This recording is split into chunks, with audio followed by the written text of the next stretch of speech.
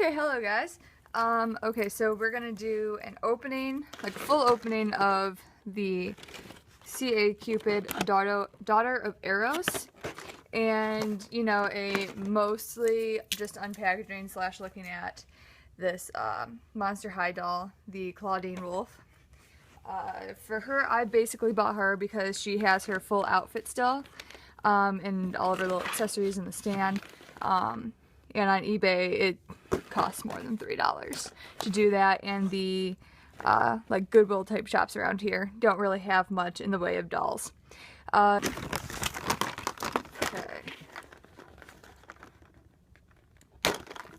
Okay. So she's got the little leather jacket, which, oh, it's sewn on, but that's definitely gonna come off.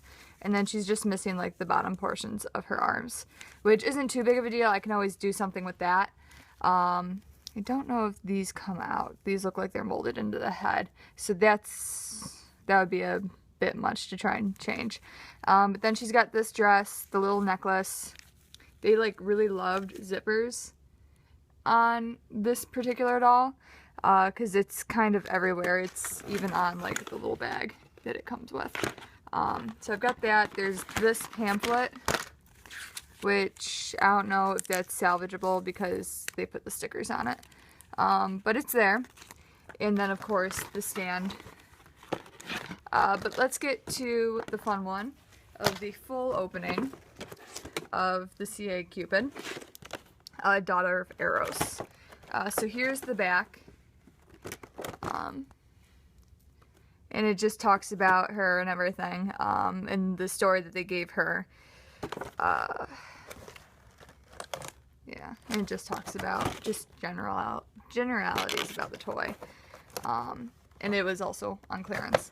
So I do plan on customizing this one, and I got it this way because I wanted to make sure I had all the accessories for her. Oh, I didn't even realize they had this little keyhole in the box. It's kind of weird. I don't know why that's there. I'm guessing a stand is back there. And of course, I'm not being too careful about, yeah, that's the stand. Careful about it because, I mean, I'm going to like totally change her up. And this one isn't one I'm just going to keep, you know. So, oh, and her stand's a bit different.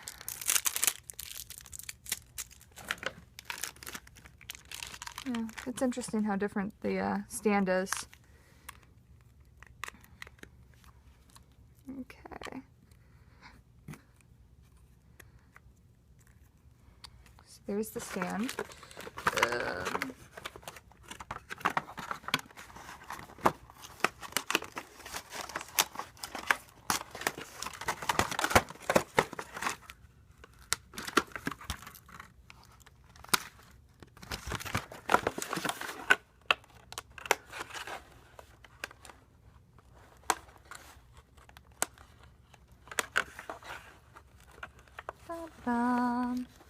So much fun, right?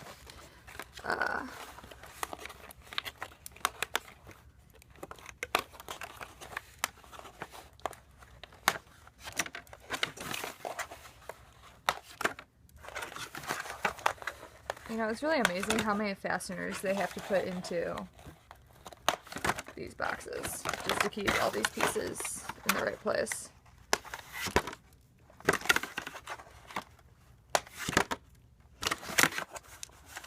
I think that's mostly everything. Oh, gotta cut that little thing. These little plasticky things. Other than that, I think that should loosen her up. So here's her hairbrush key. And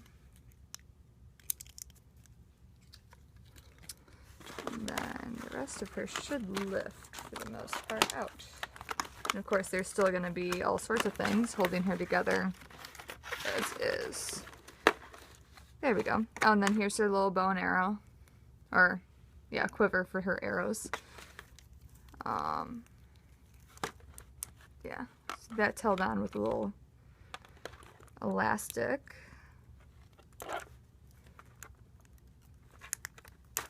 There we go, got rid of that. Yeah, there's gonna be a few things. So her hair is like a total mess. which is actually really surprising because I mean it's not like she's been played with.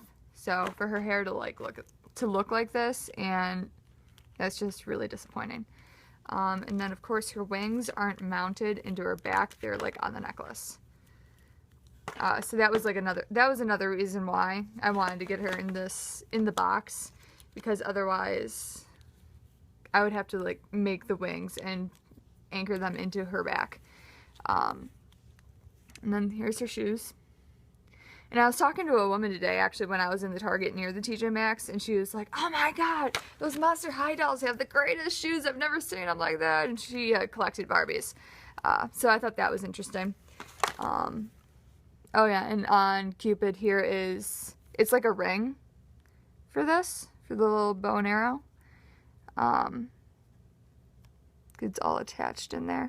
Let's see if we can get it off, just to show you. I'm gonna have to save the little rubber bands. Yeah. Oh, no, that actually isn't. The ring is separate. Oh, that is... Why would you make a removable ring? I mean, it's a little arrow. I don't know if you can see that.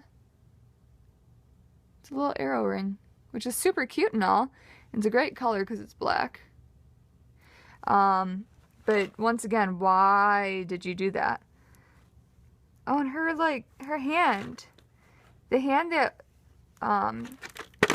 holds the arrow, which is this hand, has like these little ridges in it.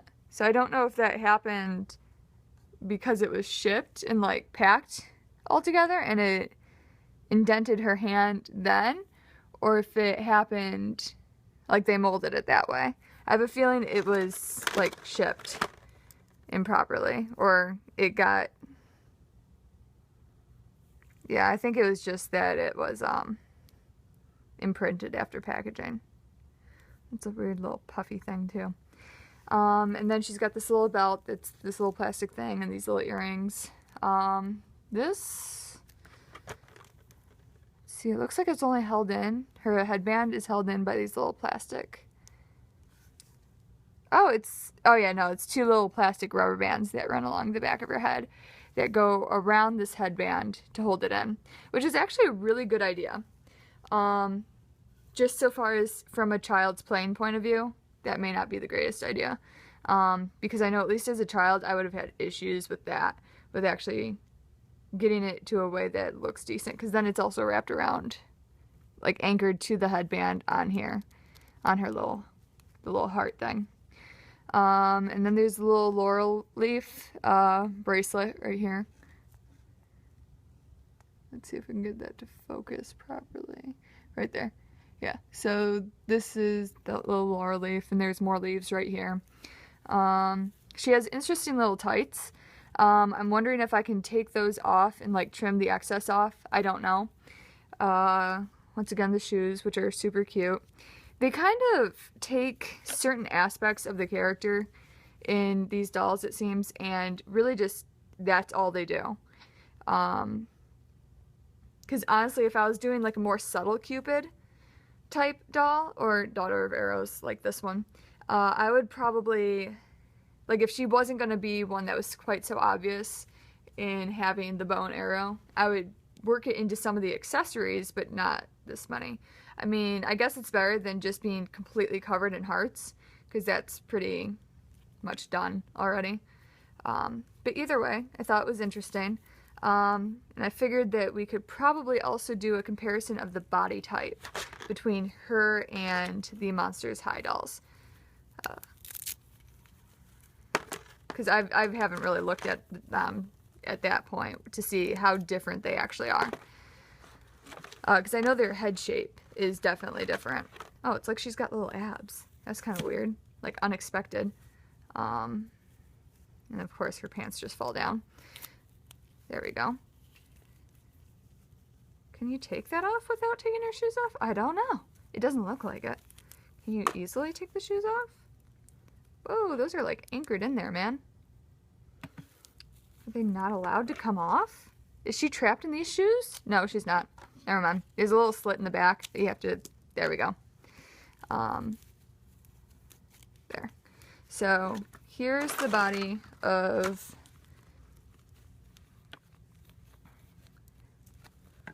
this doll. I should probably grab one that actually has arms,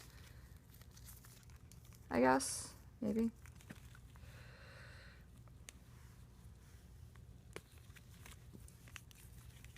Okay. Or, you know, this could just be really super easy and come off.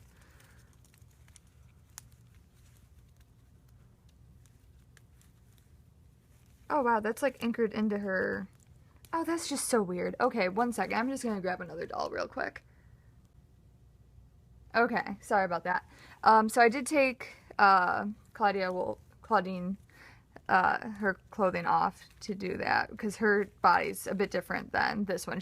This one is the Gorgon from one of the make your own, or one of the ones where you switch around all the parts. So she comes apart really easily, so it's a bit different. But here's the difference from the side. It looks like they both have scoliosis of some sort. Their curve on the Monsters High dolls seems to be a lot more severe than this one on the Happily Ever After. She seems to be, like, she's much more muscled. Like, you can actually feel, like, a little bit of abs in there. Whereas this is just smooth. Of course, part of that, I'm sure, is because you're, like, sticking your belly out ridiculously here. Let's see. The legs, these are thinner. Yeah, these are definitely thinner. Calves are about the same. Feet look a little bit like the same. Let's try on Eros' shoes, or Daughter of Eros. Yeah, so they fit on here. So it looks like they're at least able to share shoes. I don't know if this dress will fit just because they've got that difference in the way that their bodies are shaped. Because let's see, her bust on this one is a bit thicker. It's a bit bigger than Clawdeen's, which her actual breasts are about the same size. But this one, like her rib cage, is a bit bigger. It's a bit thicker. So I don't know how much overlap you can really do with that. Let's try on the jacket just to see if we can do that real quick. Does her... Yeah. Let's do that.